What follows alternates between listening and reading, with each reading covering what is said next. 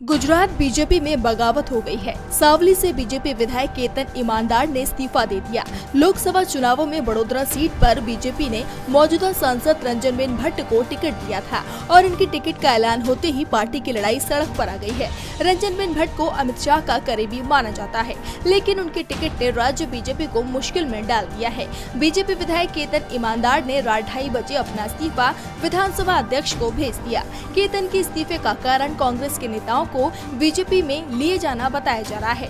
BJP Gujarat में कांग्रेस में तोड़फोड़ की कोशिश में जुटी हुई है। पिछले दिनों सावली के कांग्रेस के दिग्गज नेता कुलदीप राहुल जी बीजेपी में शामिल हुए थे।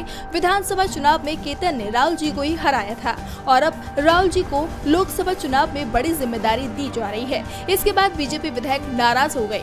बीजेपी संगठन में भी कई लोगों ने अपना इस्तीफा दे दिया है, जिसके बाद दावा किया जा रहा है कि बड़ोदरा सीट अब बीजेपी के लिए बेहद मुश्किल हो गई है। केतन ईमानदार के इस्तीफे के बाद बीजेपी हाईकमान दबाव में दिखाई दे रहा है और दावा किया जा रहा है कि रंजनबेन भट्ट का टिकट काटा भी जा सकता है।